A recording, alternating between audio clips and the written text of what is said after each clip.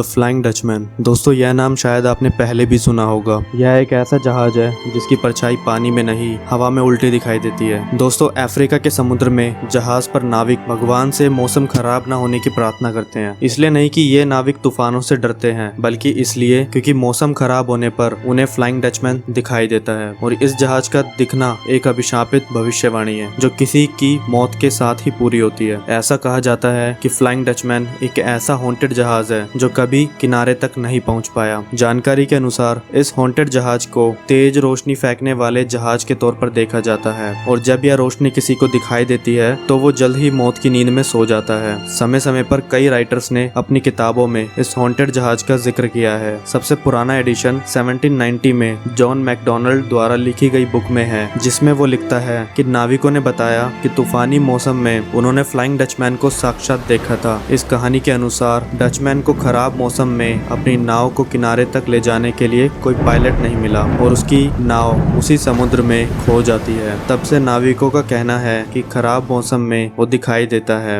इस कहानी का रहस्य 1795 में जॉर्ज बर्निंगटन द्वारा लिखी गई न्यू साउथ वेल्स की एक यात्रा में मिलता है। इन्होंने इस किताब में यह लिखा कि मैंने कभी भी अंधविश्वास पर यकीन नहीं किया, पर जानकारी के मुताबिक कुछ साल पहले एक डचमैन अपनी नाव समेत समुद्र में कहीं खो गया और उस नाव में कोई भी जिंदा वापस नहीं बचा, और जल्द ही उसके दुख में उसकी पत्नी भी मर गई। और जहां ये हादसा हुआ वहां से गुजरते नाविकों का कहना है कि उन्होंने खराब मौसम में किसी को समुद्र में देखा था और वो फ्लाइंग डचमैन ही था। अब यह सच है या सिर्फ नाविकों की एक कल्पना, यह तो नहीं पता, लेकिन खबर जंगल की तरह आग में फैल गई। और जब जो भी नाविक वहां से गुजरते वो कहते थे कि रात में या कोहरे में उन्होंने किसी को देखा, जिसकी एक झलक दिखते ही वो अगले पल गायब हो जाता था। उन्होंने लिखा कि सुबह 4 बजे फ्लाइंग डचमैन को मैंने और मेरे भाई ने और कप्तान ने तेज लाल रोशनी में देखा, और जब उस हॉन्टेड जहाज को ढूंढा गया तो समुद्र में उसका नामो निशान भी नहीं था। लेकिन फिर से वहीं पर इस हॉन्टेड जहाज को 13 लोगों ने एक साथ देखा। कुछ लोगों का तो यह भी कहना है